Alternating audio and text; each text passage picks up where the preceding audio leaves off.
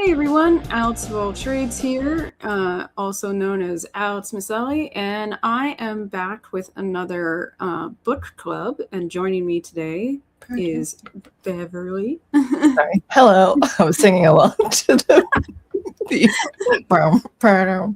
Yeah. Hello. Good evening. Now you go seem serious after that. So we're talking today about Smilla Sense of Snow by Peter Hoeg. And next month's book club is Moby Dick by Herman Melville on January 24th, which is a classic novel. It's very, very long, though. So, I mean, some of the chapters are pretty short, honestly, but at the same time, it's I do very have long. it on my phone. It's in there. Will I read the whole thing? There's no way, but one can dream. Yeah. But so today we're talking about Smilla Sense of Snow, and this book is a murder mystery novel. Oh yeah, I totally forgot. Now I'm way more excited. Yeah, it is, because it's the book starts with Smilla coming home to her apartment building to find the little boy that lives downstairs dead. Sorry, the name it has like this like magical realism sort of, and that's why and I don't know, so it was just kind of like it seems sort of like a weird, I don't know, like not just not thinking murder mystery at all though, so I've just been kind of like but you should have reminded me, because then I might have been more like, let me read. It's not, again, I wouldn't have had the time, but I would have really. Yeah. Okay. I'm intrigued now. Yes. So I mean, I pick mysteries sometimes just because you like mysteries. Mysteries, yeah. Okay. Can you describe to me stuff and then see if I can solve it? Okay. So what happens is that Smilla comes home to her apartment building to find that the little boy that lives downstairs that she knows and like often takes care of is dead. He has fallen off of the roof. How old was he? He was 6. Okay. So, and her other neighbor, the mechanic, and that's how she refers to him almost entirely throughout the whole novel, he's crying, and he said that he's the one who found Isaiah. That's the name of the little boy. And so she goes up to the roof where he'd supposedly fallen off, and she looks at his footprints in the snow. And the detective wants her to get off the roof because it's technically a crime scene. But she hears him say that it's clear that he was just playing up there and he fell. And she said, well, it's a pretty odd place to play for a child, isn't it? And then what she also knows, though, is that Isaiah, detective kind of thing. Yeah, he is like, he just thinks this is a normal like accident, essentially, is where he's coming from. But she says that Isaiah was terrified of heights and never would have gone up to the roof. It would take a miracle to get him up there, to the point where, like, at a certain number of stairs in their apartment building, he would have to crawl because he was so scared. I get that. Yeah. So she's all like, there's no way he went up there to play. That just did not happen. The way the stairs, does it like spiral up where you can see like down? I think it is one of those like open stairways. That's exactly why I would be terrified, once you're like, oh, I can tell that how high this is, and now I'm scared. Like, but when it's like closed up and you don't know, like, then like, okay, you don't have that same sense. Unless there's any sort of distance between the rails, like the sides, and there's that like plunging depth drop off. Yeah, I think it kind of creates it reminds you of how like. Well, for one thing, there's space to fall. So yeah, and I think that's how the stairs are in this apartment building. So so she's certain that he something serious happened to him, that this was not just an accident. So why is her name Smilla? Sorry, what? Her mom was a Greenlander Inuit and her dad was Danish. Okay. So this death takes place in Copenhagen. Okay. That's where she lived, and in fact, a lot of Greenlander Inuits live in Copenhagen, but she spent most of her childhood in Greenland until her mother went missing, and then she moved in with her dad in Copenhagen. Mother went missing. Jeez. Her mother was a hunter Inuit, and one day out on the ice, she just didn't come back, and they found her sled, but never found her. So they were pretty certain she went in the under the ice and just didn't come back up. Okay. So then, and her dad is like this really rich anesthesiologist. And he was insanely in love with her mother. Mm-hmm. They had 2 kids together, her and her brother. Her brother has since committed suicide, so he's not a character in the novel. Yeah. Older or younger brother? I can't quite remember. She doesn't talk about her brother very much. Okay. But her dad, when she went to live with her dad, she kept running away from him. She kept trying to get back to Greenland. So it was the living with mother, and then she disappears, then moved with dad? Yeah. Okay. So as much as her dad loved her mother and everything, his work as an anesthesiologist was not like doable in Greenland for much. So he went back to Copenhagen. Because Greenland is mostly just tundra. Like there's not really towns there. Oh, okay. There was an army base that he was on for a while. That's where he was employed, but it's huge too. Greenland is so big. Uh-huh. But yeah, he didn't really want to live in Greenland. The only reason he stayed as long as he did is because he loved her mother. And so when she died and the kids moved in with him, Smilla kept running away. She kept wanting to go back to Greenland, and she kept getting caught, and he would bring her home. And but they've always had this like super strained relationship. He loves having her around so much because she reminds him in the face, especially, of her mother, whom he loved so much, but they don't have a very close relationship. Like it's Christmas coming up, and he's like, "Are you going to be here for Christmas?" And she goes, "Why would I be? I don't celebrate Christmas." Mm-hmm. And so like the only thing that she seems to come to him for is money, and like he gives it to her because it keeps her coming back, and he wants her around, but they do not have a good relationship at all. She's very much isolationist, and almost entirely on purpose. Like this is self-inflicted isolation. When we get flashbacks to her relationship with Isaiah, the little boy, whom she loved so much, by the way. How old is she at the present time? She's then? Like 34, I want to say. 32 to 34. But she's an expert glaciologist. Oh. So she has been used on expeditions to Greenland before, like by scientific groups and stuff. Like she writes papers on this and everything. So she's actually a scientist, but she hates boats. She hates getting in boats, but you have to get in a boat to go to Greenland from Copenhagen. She gets seasick and she hates being on boats so much.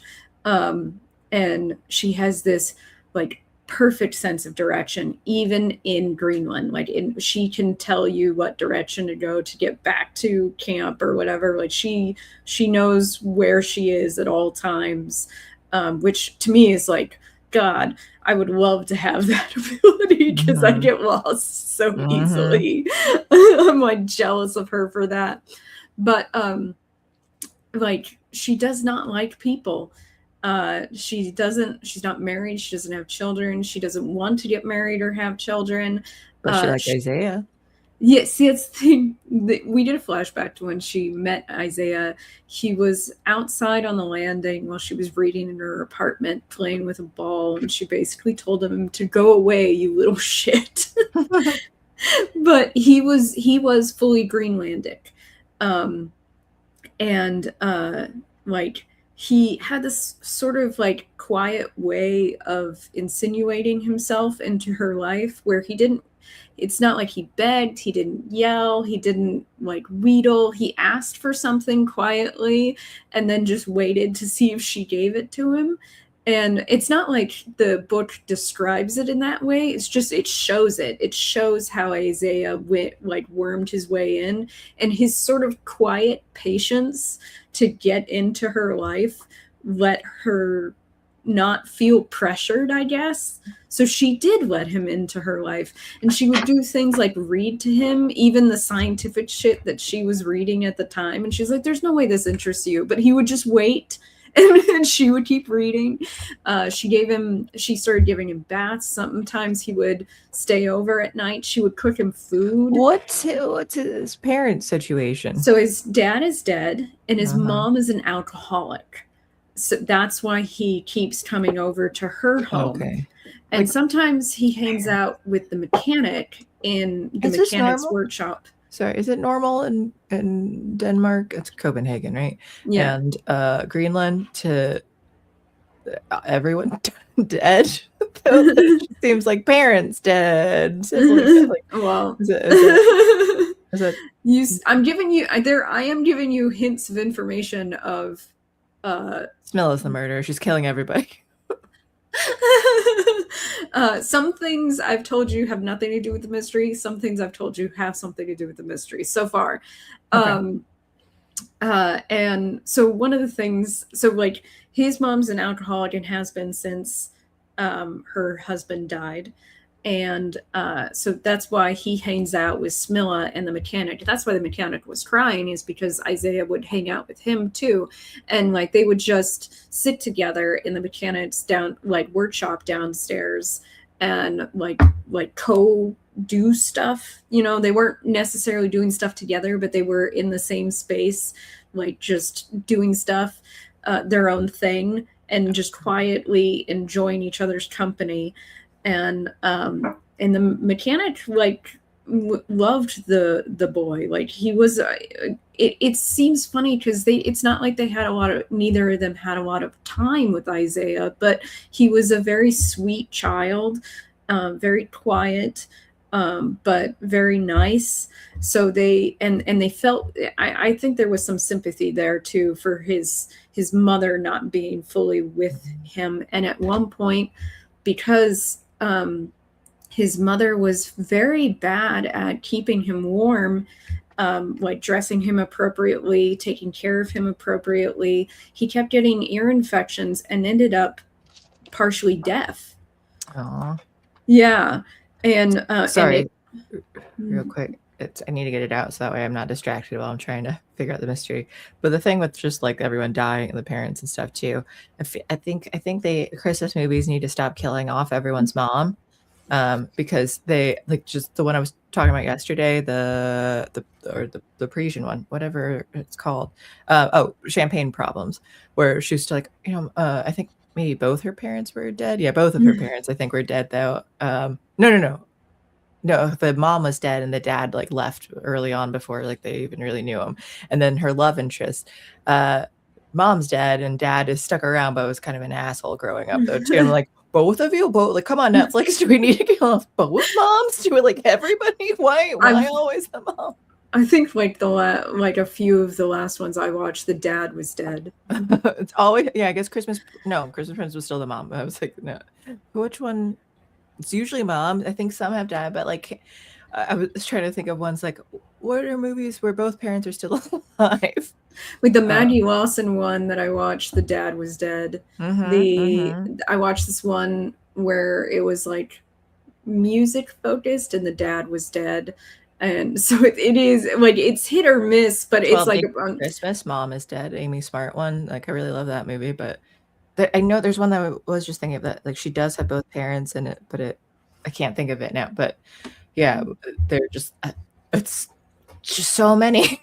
I mean, okay, Bride for Christmas, both parents are still alive. Okay, I don't know that one. Good. Now, yeah, until the sequel. But anyway, okay, no, that's not. So we got Smilla, mechanic, friends with Isaiah, like hanging out and just doing whatever. Isaiah was a likable boy in this apartment complex. Yes, and what's the difference between a complex and just a building? I think it was a building. She called it the White Palace, which was kind of a joke because it was like project housing. That's essentially how we would think about it. But a group of apartment. Okay, complex is multiple buildings. Yeah, okay. I think I this was just a building. Okay. I had said complex, and I was like, I don't know if that was right. But so like we get these flashbacks with Isaiah throughout the book, you know, because she ruminates on her relationship with Isaiah, and it's a clear motivating. Like it's like very obvious her motivation is she wants to find out what happened to Isaiah. And one of the things she says to like an upper person in the police department in the law enforcement is that there's no that based on the tracks that Isaiah left in the snow, which his were the only tracks left in the snow on the roof. She said that he was running like he was being pursued, not like he was playing. She could tell the difference. Probably yeah, and she's actually really good at that. She like actually like really explains in detail like the difference like of how the tracks should have looked. And she says that it's almost impossible to take photos of snow. Like you have to really know what you're doing, because otherwise, like if you're trying to take pictures of snow tracks, like tracks in the snow, like if you do not take the picture at the right angle with the right lighting, you're just going to wash it out and it's just going to look like whiteness. And the Copenhagen police do not do a good job. And part of the reason why they don't do a good job is because they don't think that there is foul play. So there's the funeral for Isaiah, and then she's in his mom's house, mom's apartment, and is going through the mom's like paperwork, like anything like bills and stuff like that. And while she's doing it, she finds a letter from a corporation that it's about giving the mom a pension for her husband's death in relation to something that the corporation had employed him for. And it's signed by this woman. But then in the margin on the side, it says, "I'm so sorry," handwritten. So she's like, "What is this about?" And the mom explains that, oh yeah, he died on some expedition in Greenland that they had hired him for, and they decided to give me a pension. That's like, Smilla had never known how that woman was paying for her apartment and her booze, because she didn't work. So but she didn't care. She didn't care. But now that Isaiah's dead, she finds this and she's like, oh well, now I have an answer, like why and everything. But she decides she wants to investigate the woman who wrote the letter to figure out like why did she write "I'm so sorry" in the margin. But then at the same time, she goes and she talks to the coroner about Isaiah's body and asks. She also was the one that went and identified his body like like even though she was there when the police were there and grabbing his body, she also went to the coroner's office to identify his body for them, and they thought that she was his mother. And she's like, no, he was my neighbor.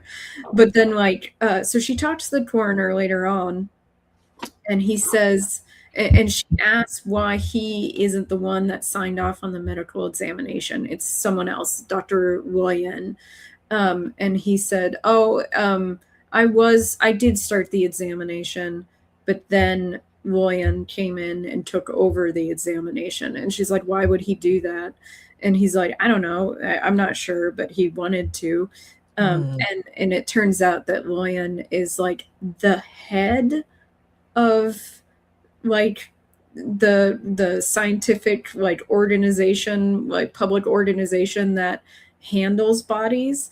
Why would he come down to examine a 6-year-old child that died in an accident, supposed accident? Isaiah was a Greenlander, but also living in Copenhagen? Yep. There's a lot of Greenlanders living in Copenhagen, apparently. And I guess why didn't she go back to Greenland? So by the time she was an adult, her taste kind of became refined, and she like really likes like nice clothing and stuff. She still wants to have the sort of ability to like move around that a Greenlander is used to. They're really used to wide open spaces and stuff, which might be part of why she's like very against like being tied down. But her as a scientist, that being her field, she has to live in Copenhagen to even like get the jobs she would need to go on expeditions and stuff. Like she also hates hunting. She said that was, while her mom was weird for being a hunter woman among the Inuits who then got married and had children, because most women who became hunters didn't then get married and have kids. And I think one of the reasons, no, like it was more, she said that if you were going to break the gender rules of Greenlandic Inuits, then you were completely breaking them. You were not allowed to like slide between the two. You had to basically switch sides. So yeah, she could have married a woman. No. Well, I just feel like their rules are bad. Yes, exactly. I think the reason why she was able to marry and have kids is because she didn't marry a Greenlander. Mm-hmm. She married, and by the way, Moritz, her dad is, I don't even think he's from Denmark, if I remember correctly. But yeah, so like she also like married outside of the Inuits. But her mom was like really into hunting, and when she would take Smilla on her expeditions, she tried to teach Smilla how to hunt and everything, but Smilla never wanted to actually hurt any animals. That was like never her thing. I think Smilla and I relate a lot of like, you know, not liking people, not wanting to hunt. Yeah, she really does not like people. It's very clear. Often the mechanic tries to like make these emotional overtures to her.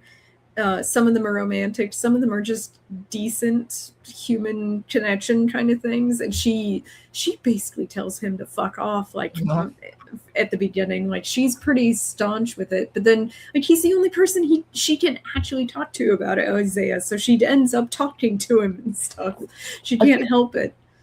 So our character list is pretty limited so far, I feel like, as far as suspect list goes. Yeah, it is pretty limited. Who do you think so far? Like, well, let me just double check with the characters that we have. Smilla, Isaiah's mom, Isaiah who's the victim, I won't count him, the mechanic, the detective, the what is it called, the coroner or the medical exam, whatever it is, who took over. And the one who initially did it, but the one who took over wanted to do it, then the guy who initially did it, the woman who sent the letter, the payment stuff with the I'm sorry. Yeah. And wait, what happened with that when Smilla went to find out who she was? I've not gotten to that yet. Okay. Just didn't know if I missed it. Is that everybody? Did I Pretty say much. detective? And then her dad. Her dad, who is still alive. Yes. And gives her money. Like, that's what his Okay. role is mostly. But so she talks to the coroner, the one that started it, not the one who took over, William. Isaiah's mom didn't have like any lovers or anything? No. Okay. So and what happened was she's talking to him, and he says that he has this professional trick that all professionals like develop their tricks. That's essentially the idea, where he shines a light in the victim's clothes to see if there are any puncture marks or any, or who is this? The coroner. Okay. The one who started, not the one that took over. Okay. And he said that he found a hole in Isaiah's pants. Like a puncture mark in his pants. So then he looked back at his body, and someone had plunged something into his thigh, and he thinks it was a muscle biopsy needle. Okay. And he's pretty sure it happened after Isaiah died. Oh, and okay. He asked the people who grabbed his body at the crime scene if they'd done it, and they said no, that wasn't us. Asked other people in the office, at the coroner's office, if they had done it, and they said no. So like he's like, I'm pretty certain this happened at the crime scene after Isaiah fell, but before his body was discovered by the mechanic. And so we don't know why this muscle biopsy was taken. If that is what it is.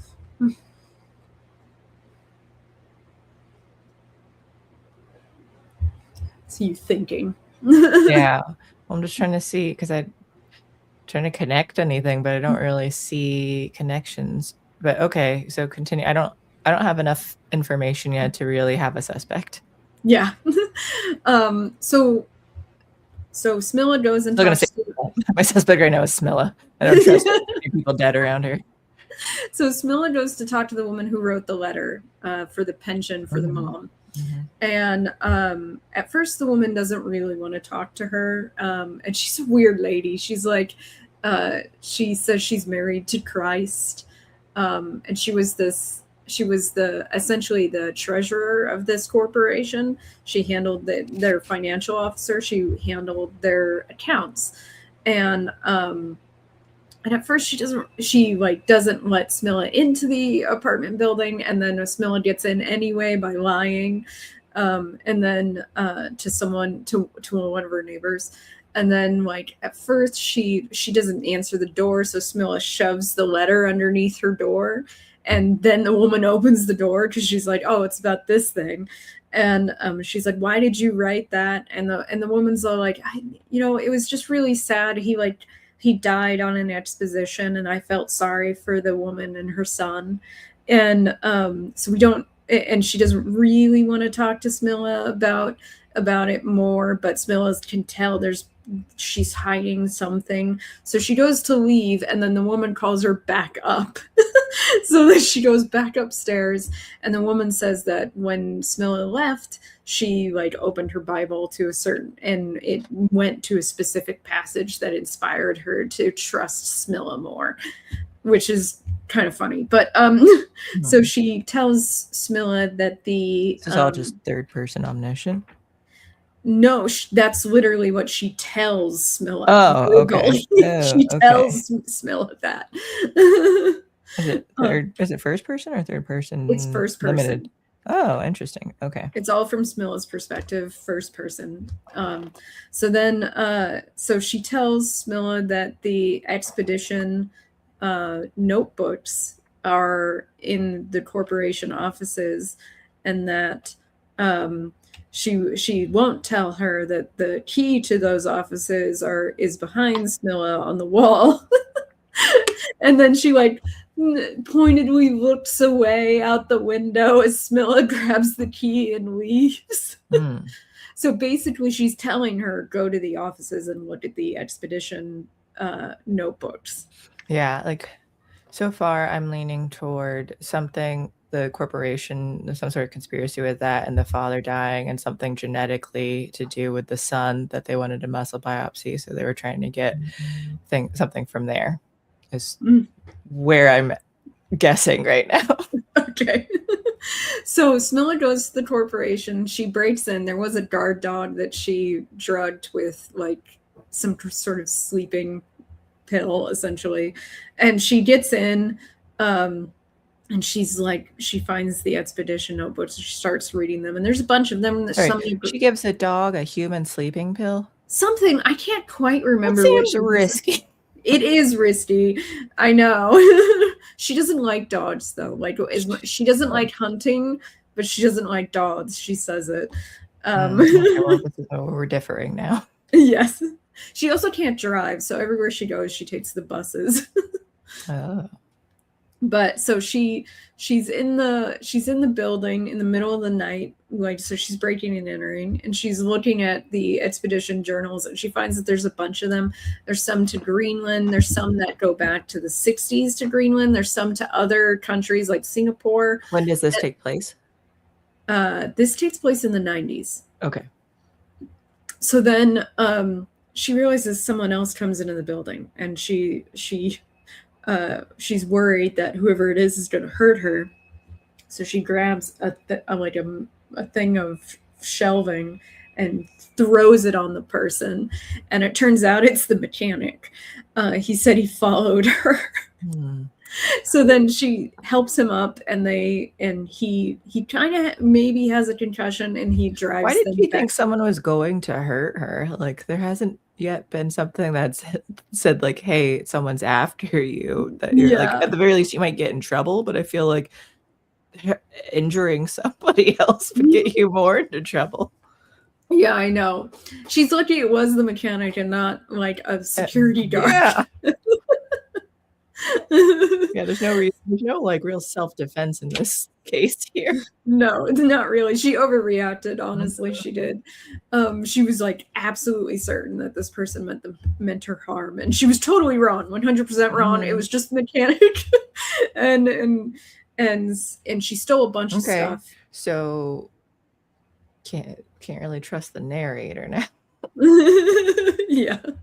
So she brings home her and the mechanic go back to the apartment building, and she takes a bunch of the stuff and everything.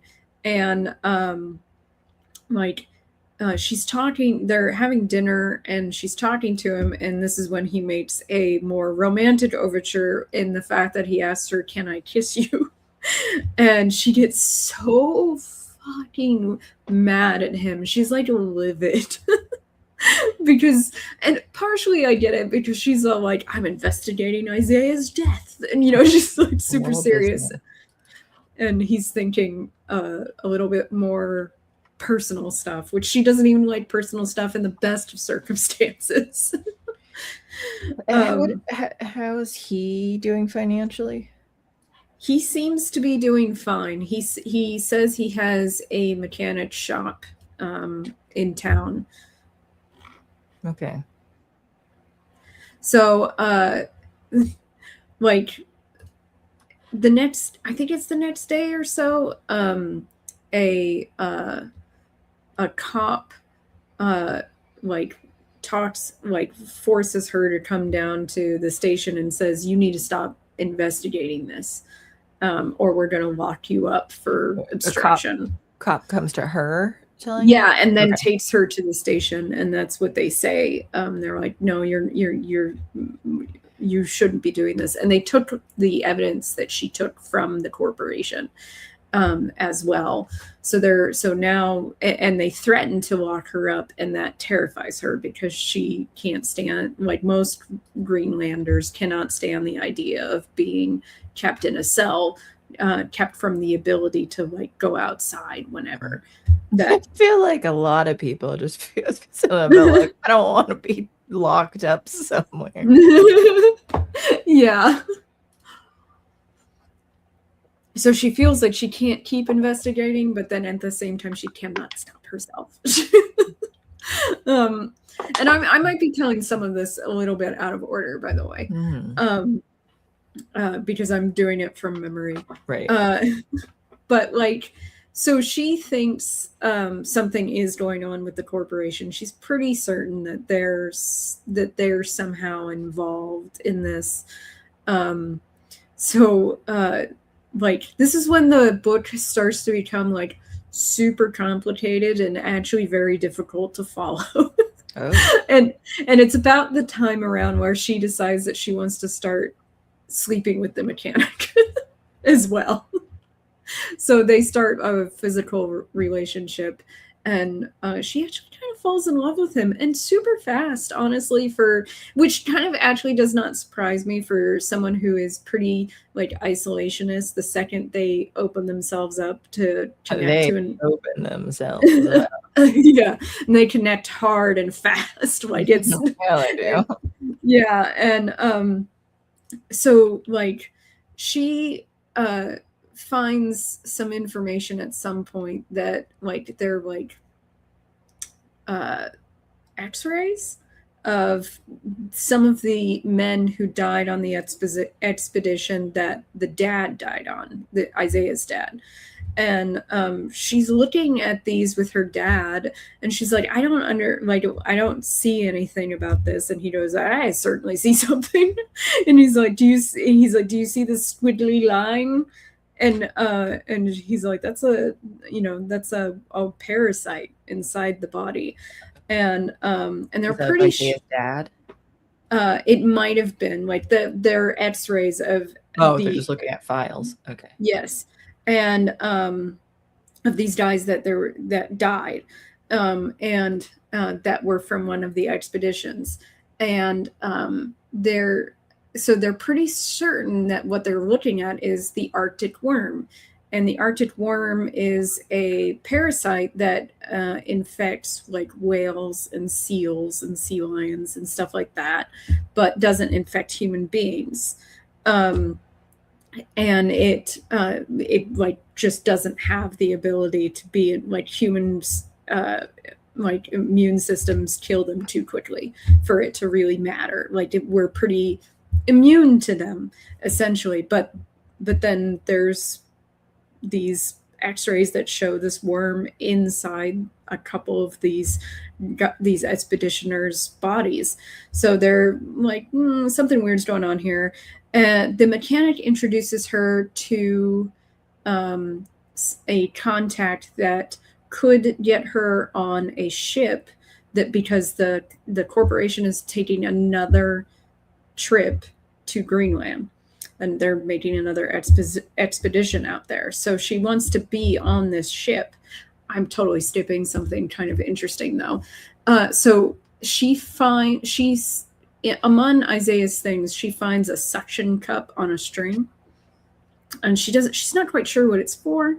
And then but thinking about it, she realizes that it would remove like a brick from the wall, and specifically down in the mechanic's shop in the apartment building where he used to hang out all the time. Mm-hmm. So she goes down there and she looks around. She remembers that they had redone the wall down there at one point, and she was pretty certain that Isaiah probably used this suction cup to move one of the bricks out before it was fully seated, so that he can move it in and out more easily. So she's right. She finds the correct brick and she pulls it out, and there's something on the other end, and what it is a tape. She listens to the tape and she can't really hear anything, so she tries to find someone who's an expert in audio deciphering. So she brings it to this guy who lives on a boat. Yeah. So she goes, yeah, she hates boats, but this one is like docked, so it's not as annoying, as stressful to her. So she takes it to him, and he listens to it, and he can hear fucking everything on this. Like he's like playing with like some audio stuff, but his ear alone is like really good.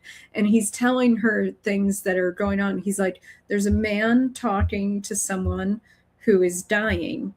And you can hear announcements that they're in some sort of like hospital. And then they figure out from the clues that it's the U.S. Army base hospital on Greenland. And so she's like, oh, that's really interesting and everything. And then she leaves after she pays him for it. And then she wants to come back later on to ask him more questions. And she gets on the boat and she goes to his room where he sits in a chair, which, by the way, he's blind. And she realizes he's dead. Someone has shot him. I'm pretty sure it was he shot. The guy, the audio guy? The audio guy. Okay. Yeah. Okay. So then she's terrified. So she tries to hide. He's blind, and so no wonder he can hear really well. Yeah, exactly. And someone closes the cabin that she's in, on the boat, and the boat starts drifting out, and then all of a sudden it explodes, and she has to jump in the water, and she gets partially burned on her head and stuff. And when she gets out of the water, the mechanic is there, and he was like, I followed you, but partially because she called him and told him where she was, and he didn't have to come out there. It's not like she asked him to, but he did. And he even taught her tricks about essentially espionage. He told her things like, put a piece of tape on your telephone so that that you have to take off to answer, so that you think about the idea that someone might be listening to your phone call. And it's like, well, how the fuck do you know that, dude? But she's already kind of head over heels for him. So he gets her a spot on the next expedition, or at least supposedly he gets her in contact with someone, and then she has to, the police are going to arrest her though, because she's still investigating when she's not supposed to. So she's trying to hide from the cops and everything. So she goes to her dad, and her dad's young wife, so her stepmother, who's younger than her, by the way, hates Smilla, and so Smilla's stepmother. Oh, so her dad remarried someone younger than her. Okay. Yes. So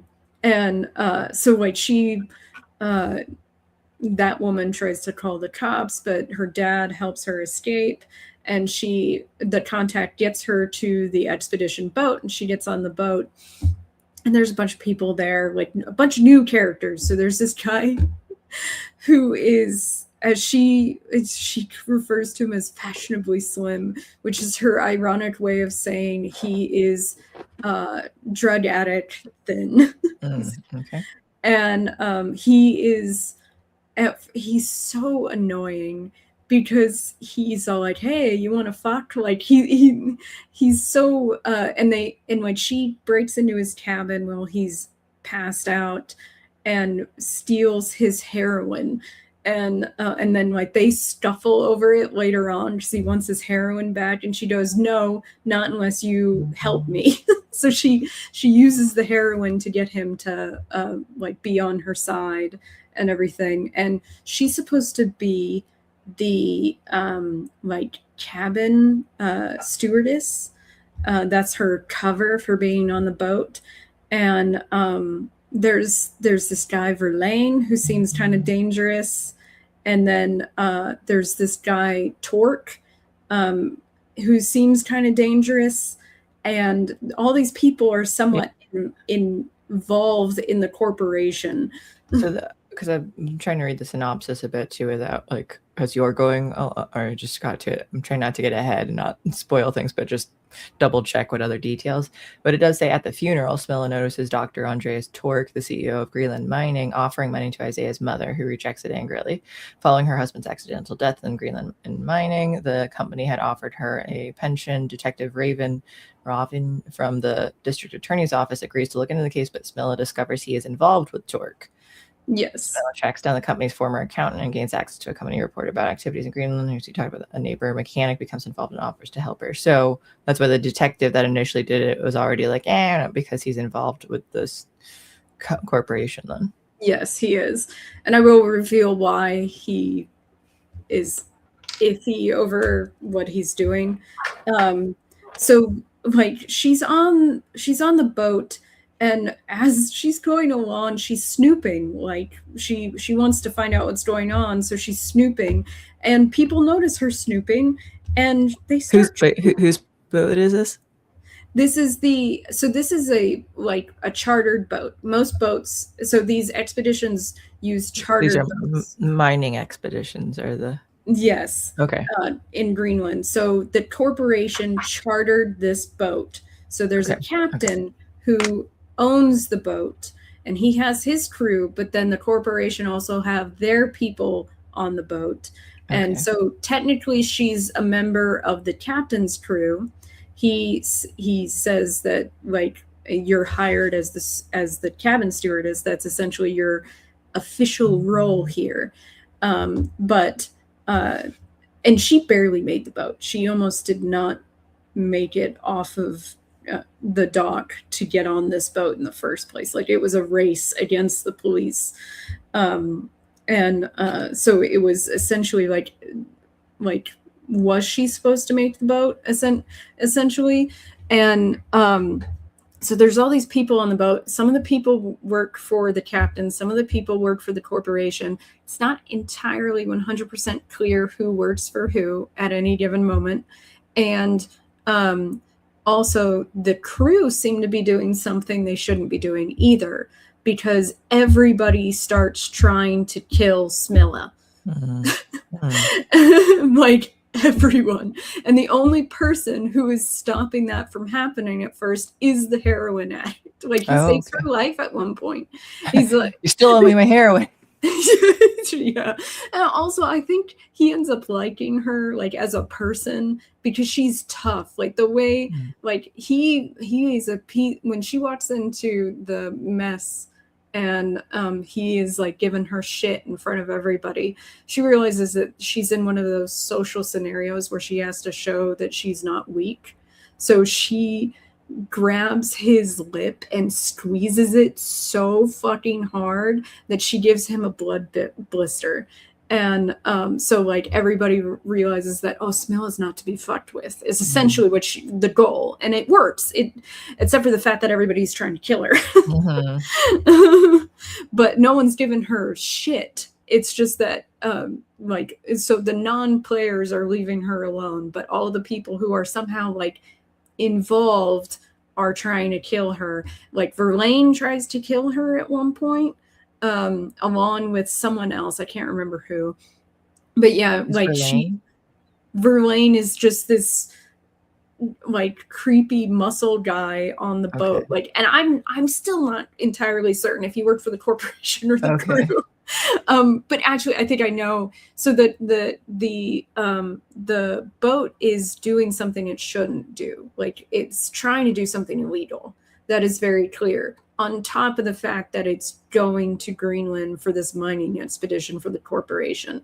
And the corporation has these cabins upstairs and no one's allowed up there except for the people in the corporation, which is unusual. And that the heroin addict who's been on boats, and especially this boat for a long time, says this situation is weird. This is not normal. This is not how normal, expedition like charter goes. We don't even know where we're going. Like they haven't told us. And so he sets this tone that, yeah, things are not above board.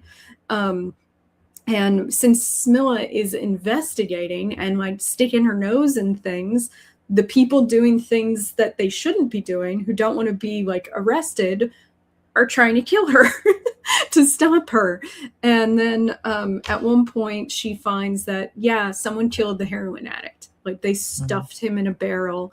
And so like she's sad about that, actually. She's not very obvious in the sadness, but you can tell she's not happy that he died trying to help her. Like she feels some responsibility. And he wasn't like a terrible human being. He really wasn't. Like I said, he saved her life at one point. Was his name Nils Jackelson? Is that Jackelson? Yeah. Remember the pronunciations are really weird. So it's Jackelson. And her name is Yapperson. So, but that is him. Yes, that is him. And it turns out his brother is the captain, and that's why he's on the boat in the first place. And he had a key to all the rooms, which he was not supposed to have. And Smilla gets that from him. So people are like, how is Smilla getting around? Like, they don't understand how she's breaking into places that she shouldn't be. So they stop to pick up a new crew member, and that new crew member is the mechanic. Of course. And it also, so they discovered videotapes on the ship that revealed the mining company had discovered an energy-producing meteorite along with the parasitic worm. Yes. Okay. Yes. So the company wants the meteorite because they want the energy production. The problem is that it's surrounded by the worm that now can kill human beings.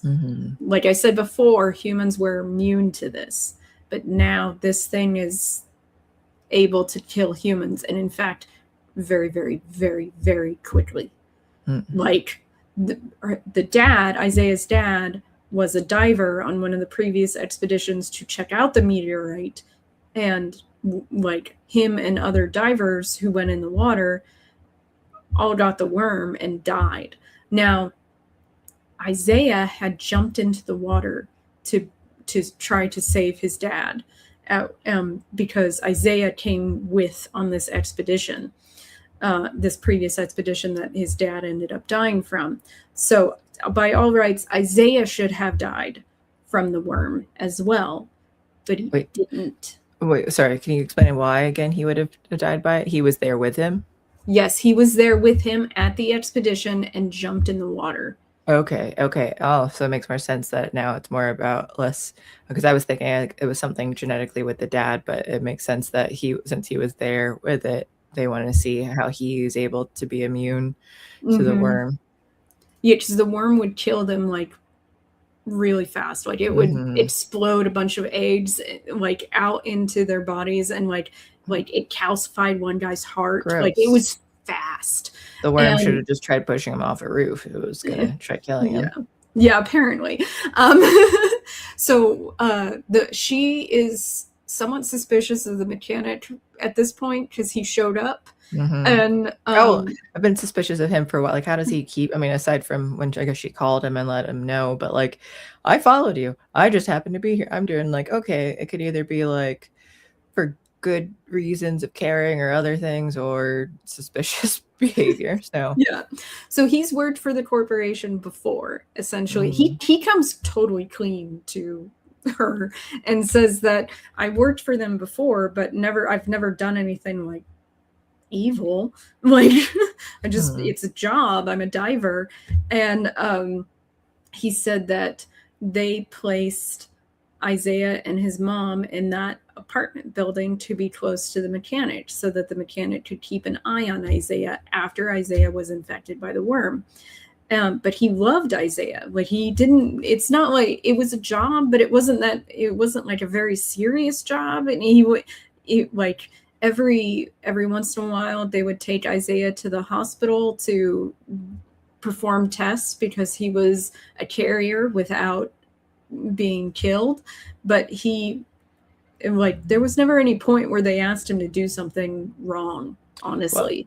Well, it also, Wikipedia says that the mechanic tells her he's been working for the government to investigate the company. Yes. So, which sounds, but he, I don't know which order, like, was he hired by the government to start working for the company and the company is was telling him to do, or? I don't honestly know, but okay. I love, like, at one point they lock her up, and this is after the mechanic's already been on there, and he said, I told them to lock you up because like maybe that'll keep you safe, they'll stop trying to kill you.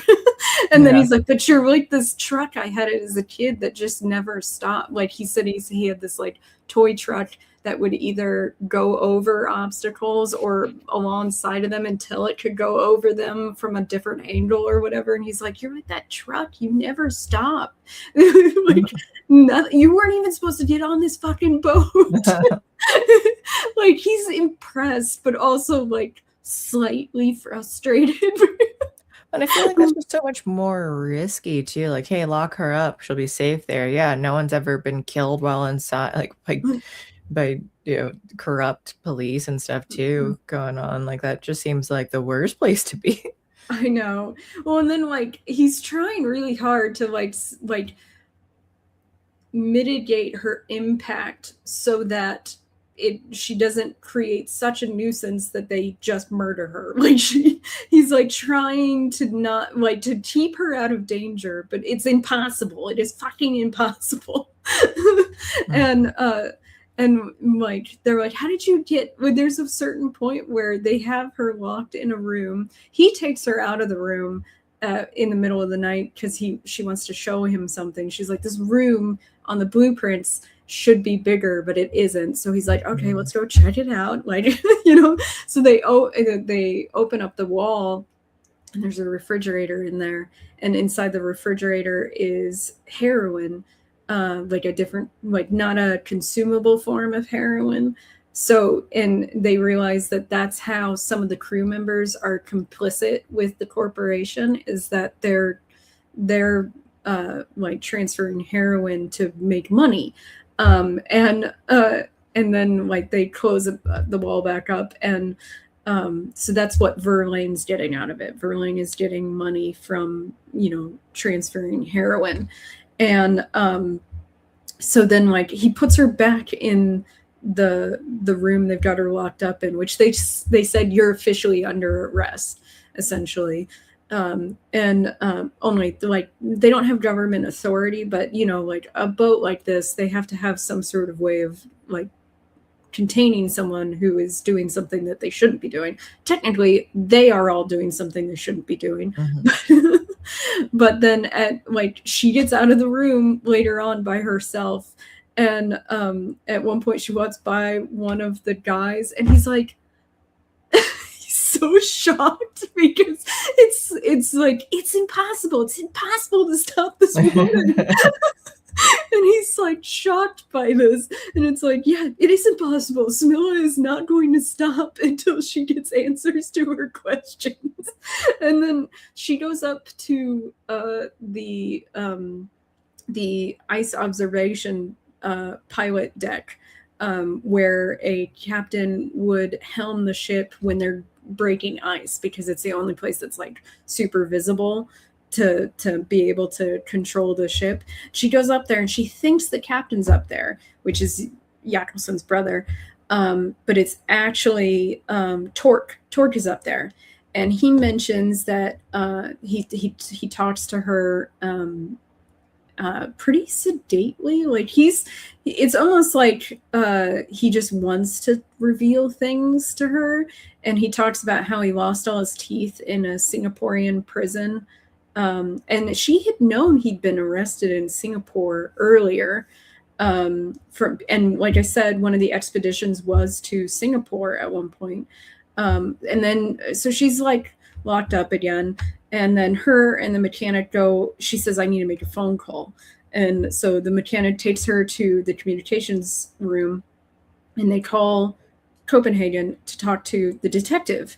And she calls the detective and she tells him, let me explain what happened in Singapore and what happened on the roof in Copenhagen.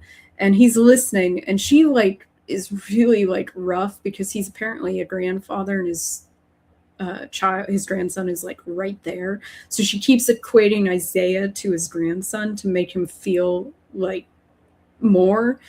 And she explains that Torque was the one that chased Isaiah up to the roof. He didn't want to chase Isaiah up to the roof. He was going to take him in his car, but like grabbed him by his clothes so he wouldn't leave like marks on his body from grabbing him. But Isaiah got away and started running up the apartment stairs, and that's why Isaiah ran up there by himself. But Torque followed him. So my point being that Isaiah's fear of heights was nothing compared to his fear of Torque, because he knew Torque from the expedition that his dad died on. So he runs up there. But what made him scared of, like, what would make him scared to think that Torque was going to be trying to do something, like to kill him, basically? Because Torque forced the divers back into the water. Oh, okay. After one of the divers knowing that died. Yeah, right then. A diver had died, and Torque forced them back into the water. So Isaiah associates that man, Torque, with death. So he's terrified of him. And remember, this is a 6-year-old boy. So like he runs up the stairs to get away from this man, and Torque follows him, and they get up to the roof, and Isaiah is running, and Torque stops at where the snow starts so that his prints aren't there. That's what I figured, because I'm like, if no one else is, then he probably just stayed at the stairs.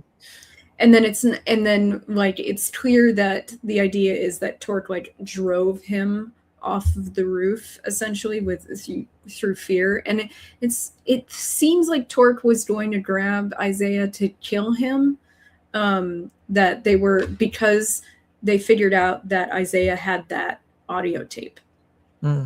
And they were afraid of what they would do with it. And then also the fact that Isaiah saw Torque force these other divers back into the water would have shown that he was responsible for their deaths. So even though it like is and like the mechanic asked that question, is a 6-year-old boy's like testimony enough? And she's like, it would work with a jury probably. And so Isaiah fell and died because Torque scared him essentially off the roof. And she asked the detective, this is all heard essentially in her talking to the detective. And she goes, what happened in Singapore? Did he have to push that woman off the roof? And who was that woman? What was her name? And the detective doesn't want to say it. And she like forces it out of him. And it's his daughter. His daughter worked for the corporation, and Torque killed her, literally pushed her off a roof in Singapore. What was I still am not clear. And then why would the detective want to work for Torque then after it killed? It was the detective's daughter? Okay, so why would he work for Torque then after? Yeah, I don't know. Okay. There's parts of this book where it's like, there's too much going on here. I'm getting confused. And remember, I read this twice. So then, then it's like they land at Greenland, and the question becomes like, what's going to happen in Greenland when they get to the meteor and everything. And Smilla is now trying to stop them from trying to take the meteor out of Greenland. And the reason why she's trying to stop them is that she's pretty certain that it's contaminated because of the worm that is now capable of killing human beings. And she's like, you have no idea what will happen if you bring that meteor to a populated area. Like, that you might end up killing like so many people you don't know. And so and to be fair, she's somewhat right about that. Like they're getting kind of, they want the energy production from the meteor, but like what they're doing could be risking too many people. So if they had a safer way of move, I guess that, when you're a greedy corporation who killed people and stuff, I wouldn't trust them. If there were someone who were like, hey, we're being absolutely careful and trying to just get a little bit, like, I could see potentially risking it if you're keeping it in like a very secured area, but not with these people. No, I don't trust these people at all. So then she gets up on the deck, and the corporation people have gone to the meteor, including the mechanic, and one of the crew members is like, Torque left you the boat. It's like he wanted you to follow them. And so then she does follow them, and it's hard. Like it's been a while since she's been out on an expedition like into Greenland, so she struggles some, and it's a question about whether or not she's going to make it. And finally, she reaches Torque, and the mechanic and everyone, and that's when we get our big showdown. And I think the captain kills one of them because of his brother. Which he was like, where is my brother? Like he was asking Yapperson that, like he was asking Smilla, and because they made it look like his brother just took off when they landed to pick up the mechanic. And he's like, I don't know that I believe that. And she's like, well, it seems like he did just take off. She like covers. Why? I don't know. Oh. And then the book kind of maybe just to make him feel better, but like I don't know why. Yeah, I know. And especially they dumped his body through the anchor hole to make sure that like they never found him. It was really sad. I felt sorry for the brother of the heroin addict. I was like, that sucks. But yeah, everyone's deaths here. I know. Yeah.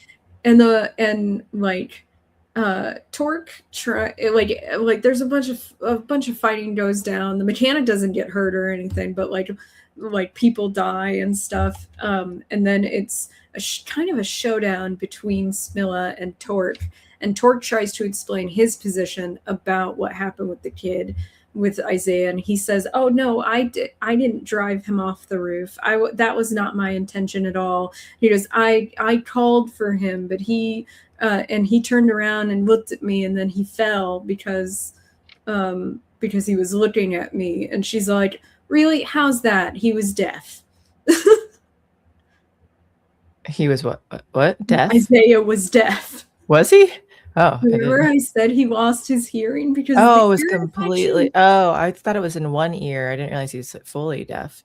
Yeah, she says hard of hearing in the book, and like people are like, is that enough though? Like, so in the adaptation from the 90s for the movie, they said deaf, completely deaf, and so it's like, like did he hear him or not? And It's a Wonderful Life, isn't that what happened to? Like he saved his brother in the water, but then he got an ear infection and it made him deaf, so he couldn't go into the army and where he couldn't enlist and be a war hero like his brother was, because he saved his brother when he was younger. So I guess when I was thinking like ear infection, it would infect like the one side versus making you completely deaf. He was just deaf in one ear, so that's why I was thinking that. And hard of hearing, I would definitely say like, no, that's not deaf. But you just can't hear as well. But yeah, so it's, to me, I'm still like, who knows? Maybe he really did call out to the boy and the boy turned around. I don't know, actually. But she was kind of chasing Torque out on the ice, and kind of because of the way she knows. You like how it feels? Yeah, I know. How do you say it felt? Yeah, because of the way she knows about ice and snow and everything, she's sort of driving to him to what she knows to be thin ice, so that he falls through and dies. So she's kind of intentionally driving him to his death. And then the book kind of just ends. Yeah, I saw so the mechanic sets off a bomb and it destroys the whole cave and buries everyone inside there. And then the resulting waves cause Torque to fall from the ice and drown in the freezing water.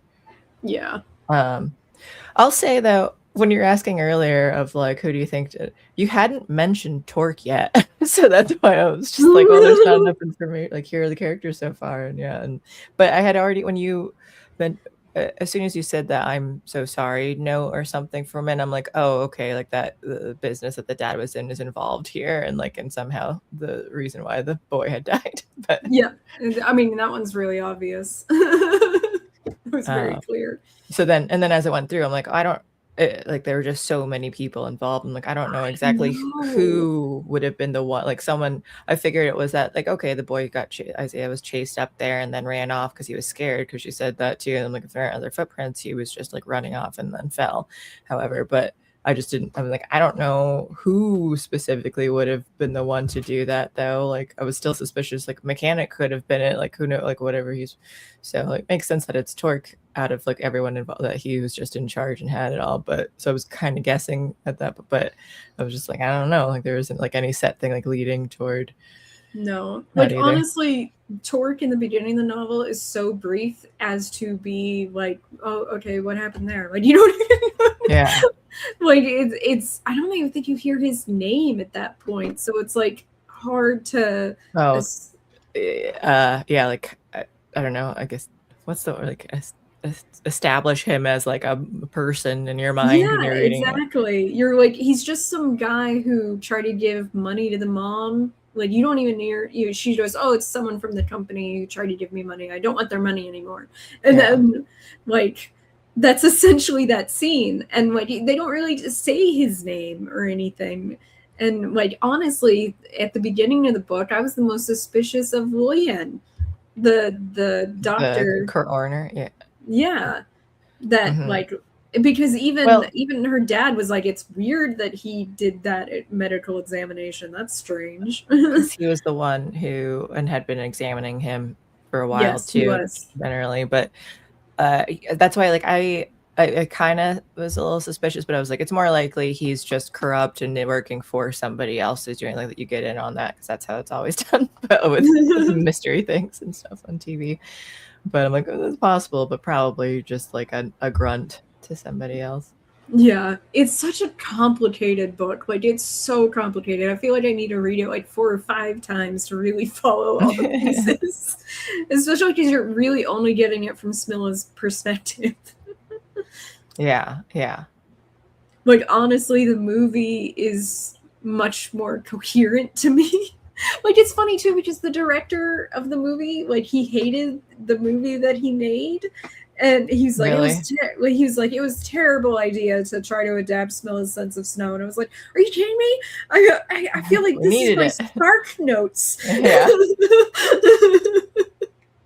Like, this is necessary. And then I started watching the TV show, but the TV show takes place in like 2040 for some reason, and everyone wears cameras all the time. And I was like, this is stupid. I don't know what you're doing. I don't like this. Yeah, that's weird. When's the TV show? The TV show came out this year. Okay. Is it still called the same thing? Yes, it is.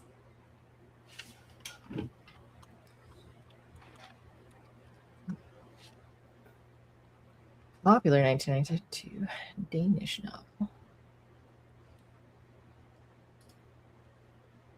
Peter. Okay. Interesting that they made a series out of it now after all this time.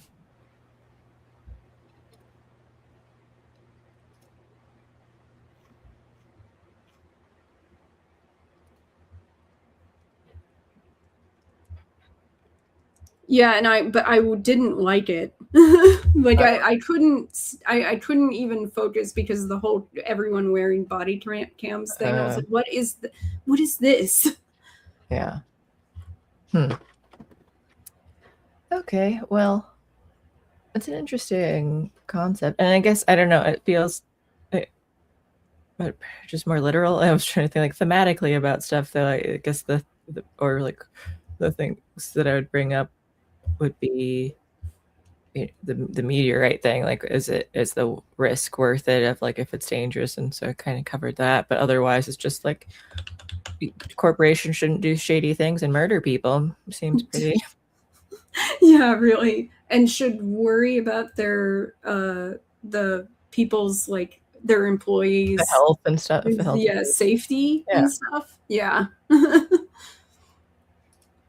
So yeah, aside from that, I don't really have much other like big concepts about like themes and morals and stuff toward it.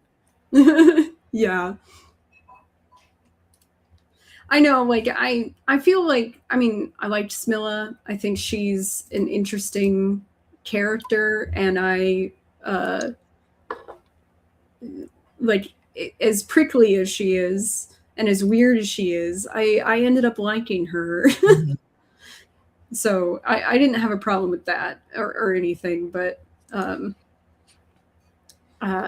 yeah, I felt like it was maybe too complicated and there were maybe too many characters. Yeah, I can see that. I mean, like the Wikipedia thing at least made it simplified, like where it's just like here's the base points that you need, and then. But I can imagine that it would be more convoluted. That'd be hard to follow. Yeah, definitely.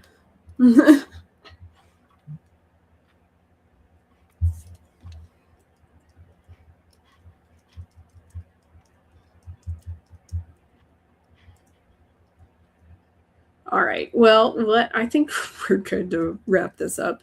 Also, there's something wrong with my cat food package. Oh, okay. So I need to go talk to Chewy about that. Thank you guys for joining us. Thank you, Beverly, for hopping on and listening to me explain. Yeah, it was fun to try and like decide. So you'll do more mysteries, and then I'll just try and solve them from by listening to you live.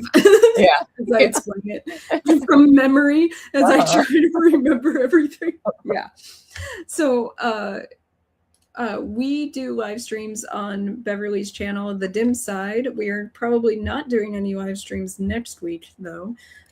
We do movies and TV shows on Thursday nights and the news in a very just loose comedic way on Friday evenings. And then I do gaming stuff on my channel, Outs of All Trades, on Rumble almost every day of the week, nearly. Not tonight, though. You can see me. Yeah, I'm off tonight. So you can see something tomorrow, though. And then, because I'll be doing my exclusive live stream plus the gaming reveal where I let the Wheel of Fate decide what I'm going to play. And then if you want to buy my novel, there's a link in the description below. There's also a link to my locals. And if you join my locals as a paying member, you get access to exclusive stuff. And I think that's about it. Moby Dick next month. If you've read Moby Dick and you want to be on the live stream, you can be. You just have to ask. Your novel is still on my to-do list because I know I have like 1,000 things that I want to put. Doing audio stuff is still up there as on that list though, so I keep like, all right, it's just been like, let me get this LLC started first. Let me do like these other things though. But like, I'm like, yeah, I still want to do that, and I've been like background set preparing for those things too. It's just on a lower priority list, but that is like once I get into it, I'm like. I have like the folder and stuff too that I got back out and all that, so it is. Oh, cool. I'm behind in my writing like a week, so I need to catch up, which I'm not scheduled to write during Christmas week, so maybe I can catch up during that week. Yeah, there you go. Yeah, all right. It's so hard because then I get new writing idea. Like I'm trying to do the Christmas musical, but then I had that play idea, and I was just telling the Ginger about it too. And I'm like, but now I'm like, no, well, it's Christmas time. Work on the Christmas thing first. And I keep thinking about like, oh, how do I do this other place? And I'm like, so I need to like stop my brain from just being so scattered and like try to focus up first and do these things. But yeah, we'll see. Cool. Well, have a Merry Christmas and Happy New Year, everybody. Yes, we'll see you all next year. Except for on my gaming channel, you can see. You'll see her forever. Yes, every day almost. All right, thank you guys so much for joining us, and we will see you next time. And go continue watching. What's that movie? The Knives